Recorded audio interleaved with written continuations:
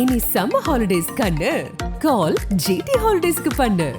GT holidays, south India's #1 travel brand. இந்தியாவில் நாடாளுமன்ற தேர்தலுடைய முதல் கட்டம் முடிவடைந்து இரண்டாம் கட்டம் ஏப்ரல் 26 அன்னைக்கு நடக்க இருக்கு. மொத்தமாக 7 கட்டங்களாக நடக்குது. இது எல்லாமே நமக்கு தெரிஞ்ச விஷயம் தான். இந்த சமயத்தில் எப்போவுமே தேர்தல் அப்படின்னு வந்துட்டாலே இந்தியாவில் ஒரு விஷயம் பரவலாக பேசப்படும். இவிஎம் மிஷின் நம்பகத்தன்மையற்றது, இதை மாற்ற வேண்டும் அப்படின்ற விஷயம் எப்போவுமே தேர்தல் வரப்போ இந்தியாவில் ரொம்ப பரவலாக பேசக்கூடிய விஷயம். இந்த பிரச்சனைக்காக தான் இவிஎம் மிஷினுக்கு கூட விவிபேட் அப்படின்ற ஒரு இயந்திரத்தை தேர்தல் ஆணையம் அறிமுகப்படுத்துது.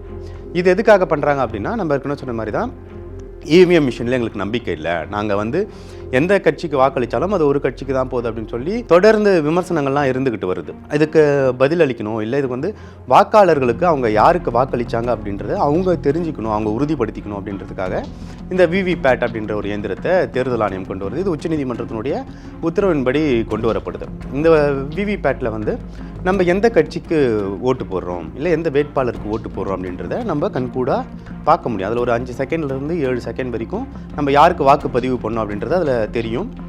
அதில் நம்ம உறுதி செய்து கொள்ள முடியும். இந்த விவிபேட்லேயும் சில சர்ச்சைகள்லாம் எழுந்திருக்கு. இது தொடர்பாக நீதிமன்றங்களில் உச்சநீதிமன்றத்தில் பல்வேறு வழக்குகளும் நிலுவையில் இருக்குது. அதனுடைய விசாரணை, அந்த விசாரணையில் இன்றைக்கி ஒரு முக்கியமான திருப்பம் ஏற்பட்டிருக்கு உச்சநீதிமன்றத்தில். இது குறித்து தான் நம்ம இந்த வீடியோவில் பார்க்க போகிறோம். இதுக்கு முன்னாடி இந்த இவிஎம் மிஷின் இருக்கு இல்லையா, இதனுடைய வரலாறை சுருக்கமாக கொஞ்சம் பார்த்துருவோம். முதல் முறையாக முன்னாள் தேர்தல் ஆணையரான எஸ்எல் ஷாக்தர் அப்படின்றவர் தான் இந்த மின்னணு வாக்குப்பதிவு இயந்திரத்தை கொண்டு வரலாம். அப்போ வாக்குச்சீட்டு முறை இருந்துச்சு. அந்த வாக்குச்சீட்டு முறையில் பல்வேறு குளறுபடிகள் நடக்குது, போலி வாக்குகள் அதிகமாக பதிவாகுது அப்படின்ற குற்றச்சாட்டுலாம் இருக்கப்ப அப்புறம் இந்த ஐடியா கொடுக்குறாரு. சரி, மின்னணு வாக்குப்பதிவு இயந்திரம் கொண்டு வரலாம் அப்படின்னு சொல்லி கொண்டு வராங்க.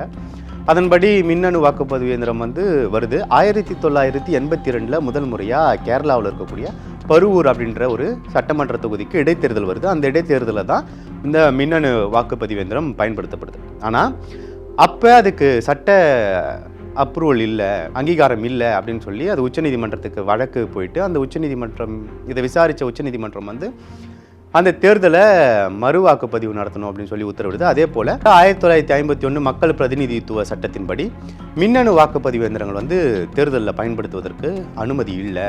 அதனால் இந்த வாக்குப்பதிவு இயந்திரத்தை நாங்கள் தடை பண்ணுறோம். அது மட்டும் இல்லாமல் கேரளாவினுடைய பருவூர் சட்டமன்ற தொகுதிக்கு மீண்டும் மறு வாக்குப்பதிவு நடைபெறணும் அப்படின்னு சொல்லி உத்தரவு போட்டு அதுபடியே அது நடக்கவும் செய்யுது.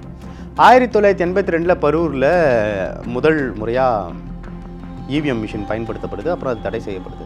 அதனைத் தொடர்ந்து 1984 தான் இந்த தீர்ப்பு வருது. 82 தேர்தல் நடக்குது. 84 உச்சநீதிமன்றம் இப்படியான ஒரு தீர்ப்பு கொடுக்குது. அதனைத் தொடர்ந்து 1989 அன்றைய ராஜீவ்காந்தி அரசு ஒரு திருத்தத்தை கொண்டு வராங்க. 1951 மக்கள் பிரதிநிதித்துவ சட்டத்தில் திருத்தத்தை கொண்டு வராங்க. அந்த திருத்தத்தில் தான் மின்னணு வாக்குப்பதிவு இயந்திரங்கள் இந்திய தேர்தல்களில் பயன்படுத்தலாம் அப்படின்னு சொல்லி கொண்டு வராங்க. அதன் பிறகு 1999 மின்னணு வாக்குப்பதிவு இயந்திரங்கள் இந்தியாவில் அறிமுகமாகுது. முதல் முறையாக கோவா மாநிலத்துக்கு தேர்தல் நடக்குது. அங்கே மின்னணு வாக்குப்பதிவு இயந்திரம் 1999 பயன்படுத்தப்படுது. தொடர்ச்சியாக அதுக்கப்புறமா 25 மாநிலங்களுக்கு மின்னணு வாக்குப்பதிவு இயந்திரங்கள் பயன்படுது. அதே போல் 2001 தான் தமிழ்நாட்டுக்கு இந்த இவிஎம் மிஷின் அறிமுகமாகுது. 2001 நடந்த சட்டமன்ற தேர்தலில் தான் தமிழ்நாட்டுக்கு இந்த இவிஎம் மிஷின் மூலிமா தேர்தல் நடக்குது. இந்த மாதிரி போகிறப்ப 2004 இந்த வருஷம்தான் இவிஎம் மிஷினுடைய ஒரு முக்கியமான காலகட்டம். இந்த 2004 நாடாளுமன்ற தேர்தல் நடக்குது. இந்த 2004 நாடாளுமன்ற தேர்தலில் தான் நாடு முழுக்கவே இவிஎம் மிஷினால் தேர்தல் நடைபெறுது. அந்த தொடர்ந்து 2024 நம்ம இப்போ இருக்கக்கூடிய இந்த 2024 நாடாளுமன்ற தேர்தல் வரைக்கும் மொத்தமாக 20 வருஷமாக இந்த இவிஎம் மிஷின்களை கொண்டு தேர்தல் ஆணையம் தேர்தலை நடத்திக்கிட்டு வருது. இதில் 2014 பாஜக ஆட்சிக்கு வந்ததுக்கு அப்புறமா இந்த இவிஎம் மிஷினில் பல்வேறு முறைகேடுகள் நடைபெறுது. எந்த கட்சிக்கு வாக்களித்தாலும் அது ஒரு கட்சிக்கு தான் போகுது அப்படின்னு சொல்லி எதிர்கட்சிகள் கடுமையான விமர்சனங்கள்லாம் முன் வச்சுட்டு வராங்க. இந்த விமர்சனங்கள்லாம் முன் வச்சுட்டு வர அதே சமயத்தில் சில தன்னார்வலர்களும் சமூக ஆர்வலர்களும் சில தன்னார்வல அமைப்புகளும் சேர்ந்து தனித்தனியாகவும் அமைப்பாகவும் சேர்ந்து பல்வேறு வழக்குகளை வந்து தொடர்றாங்க. உச்சநீதிமன்றத்திலையும் இது தொடர்பான வழக்குகள்லாம் நிலுவையில் இருக்குது. 2014 பாஜக ஆட்சிக்கு வந்ததுக்கப்புறமா இவிஎம் மிஷின் மேலே சந்தேகங்கள் அதிகமாக இருக்குது, குற்றச்சாட்டுகள் அதிகமாக இருக்குது, விமர்சனங்கள் அதிகமாக இருக்குன்னு நம்ம சொல்லியிருந்தோம் இல்லையா? இதுக்கு முன்னாடியும் விமர்சனங்கள் இருந்தது. குறிப்பாக 2011 ராஜேந்திர சத்யநாராயண கில்டா அப்படின்றவர் வந்து உச்சநீதிமன்றத்தில் ஒரு வழக்கு தொடர்றார். அது என்னன்னா விவிபேட் தொடர்பான ஒரு வழக்கு. நம்ம வந்து வாக்குப்பதிவில் வந்து இவிஎம் மிஷினை யூஸ் பண்ணிக்கிட்டு இருக்கோம். இதில் எந்த நபருக்கு நம்ம வாக்களிக்கணும் அப்படின்றத நம்ம தெரிஞ்சுக்கணும், அந்த உரிமை நமக்கு வேணும் அப்படின்னு சொல்லி ஒரு வழக்கு தொடர்றாரு. இந்த வழக்கு விசாரணை நடைபெற்றுட்டு இருக்கு. அப்போ உச்சநீதிமன்றம் சில கைட்லைன்ஸ் கொடுக்குது தேர்தல் ஆணையத்திற்கு. அதன்படி தேர்தல் ஆணையம் 2013 நாகாலாண்டில் நடந்த ஒரு தேர்தலுக்கு இந்த விவிபேட்டை அறிமுகப்படுத்துகிறாங்க. அதனை தொடர்ந்து 2014 நாடாளுமன்ற தேர்தல், அந்த தேர்தலில் நாடு முழுக்க இருக்கக்கூடிய 8 நாடாளுமன்ற தொகுதிகளில் முதல் முறையாக இந்த விவிபேட் வந்து அறிமுகப்படுத்தப்பட்டு பயன்படுத்தப்பட்டுச்சு. அதுக்கப்புறமா அது மொத்த நாட்டுக்கும் விரிவாக்கம் செய்யப்பட்டு இப்போ எல்லா இடத்துலையும் விவிபேட் வந்து நமக்கு பயன்பாட்டில் இருக்குது. இந்த சமயத்தில் தான் விவிபேட்க்கு எதிராக சில வழக்குகள் வந்து உச்சநீதிமன்றத்தில் தாக்கல் செய்யப்பட்டது. அதில் குறிப்பாக ஒரு வழக்கு என்னென்னா, எப்போவுமே வாக்குப்பதிவு இயந்திரத்தில் இருக்கக்கூடிய வாக்கு தான் எண்ணுவாங்க. விவிபேட் வந்து ஒரு துண்டு சீட்டு நமக்கு தெரியும், நம்ம யாருக்கு வாக்கு போட்டிருக்கோம் அப்படின்றது ஒரு துண்டு சீட்டில் தெரியும். அதை அப்படியே கட் பண்ணி அந்த பாக்ஸில் விழுந்துடும், அது எடுக்க மாட்டாங்க, அது அப்படியே இருக்கும்.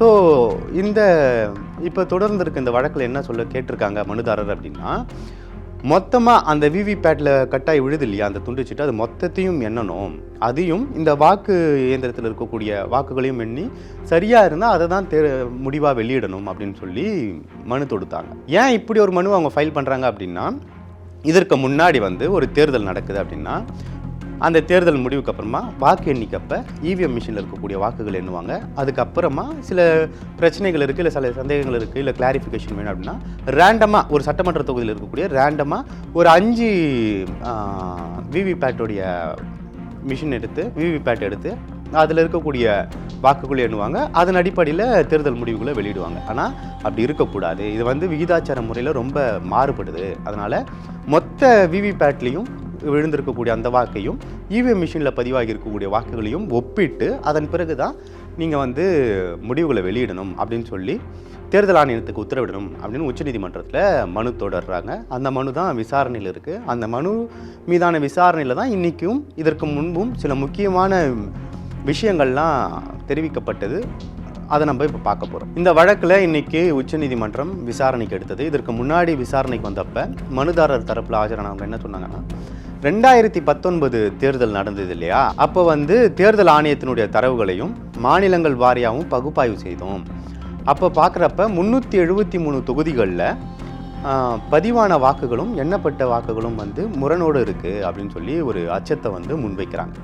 உதாரணத்துக்கு தருமபுரி, மதுரை, காஞ்சிபுரம் ஆகிய தொகுதிகளில் பதிவான வாக்குகளும் எண்ணப்பட்ட வாக்குகளும் முரண் இருக்குது அப்படின்னு சொல்லி அவங்க முன்வைச்சாங்க. இந்த விசாரணையின் போது இந்த வாதங்கள்லாம் ஏற்றுக்கிட்ட உச்சநீதிமன்றம் வந்து தேதி குறிப்பிடாமல் தீர்ப்பை ஒத்தி வச்சுருந்தாங்க.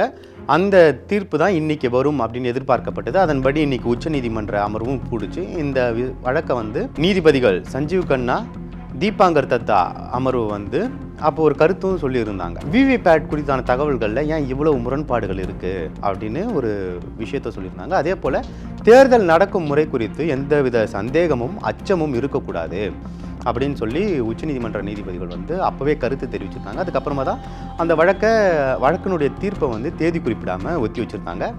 அந்த தீர்ப்பு இன்னைக்கு வெளியாகும் அப்படின்னு பரவலாக பேசப்பட்டிருந்தது. அதே போல் இன்னைக்கு உச்சநீதிமன்றத்தினுடைய அமர்வு நீதிபதிகள் சஞ்சீவ் கண்ணா, தீபாங்கர் தத்தா அமர்வு வந்து கூடிச்சு தேர்தல் ஆணையம் தொடர்பான வழக்கை விசாரணைக்கு எடுத்தாங்க.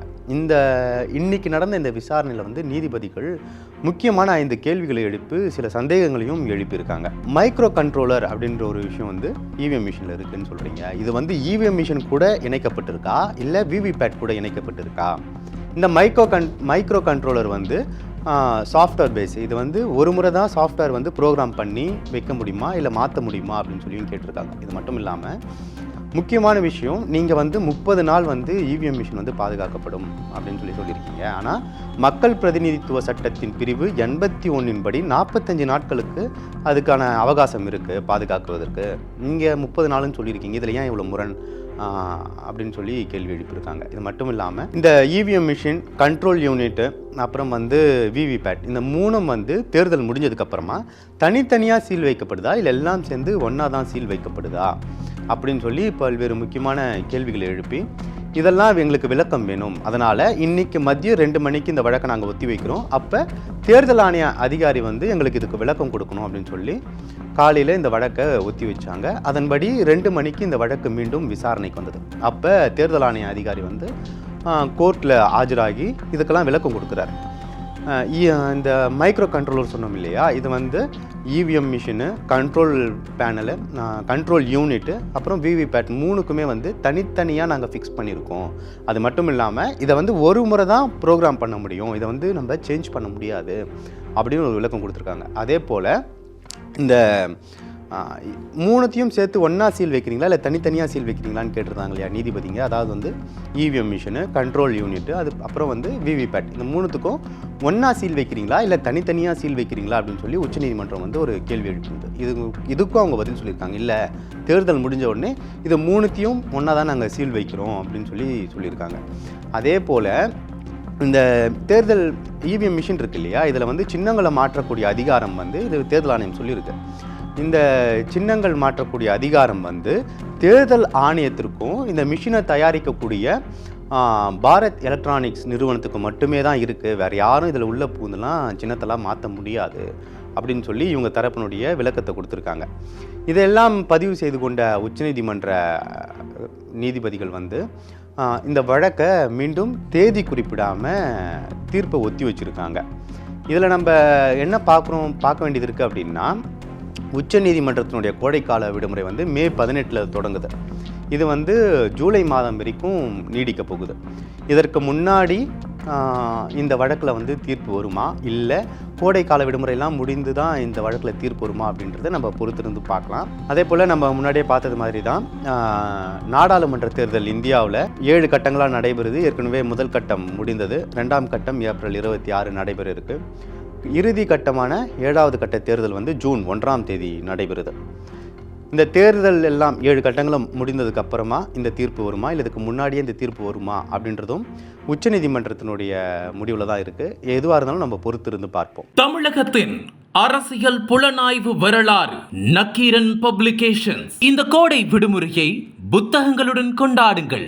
உலக புத்தக தினம் மற்றும் கோடை காலத்தை முன்னிட்டு ஏப்ரல் 23 முதல் மே 30 வரை நக்கீரன் வெளியீடுகளான அனைத்து நூல்களுக்கும் 25% சிறப்பு தள்ளுபடி. புத்தகங்களால் கோடையை கொண்டாடுவோம். நக்கீரன் டிவிக்கு சப்ஸ்கிரைப் செய்யுங்கள். உங்கள் ஆதரவே எங்கள் பலம். ஆசிரியர்களுக்கு நண்பனாகவும் மாணவர்களுக்கு ஆசானாகவும் திகழும் தேர்வு வழிகாட்டி. ஒவ்வொரு பாடத்திற்கும் அனுபவமிக்க ஆசிரியர்களின் துல்லியமான தெளிவான விடைகள். CNC இருக்கு, தேர்வு பயம் எதற்கு? இது தீரன் பப்ளிஷிங் ஹவுஸ் விற்பனை வெளியீடு.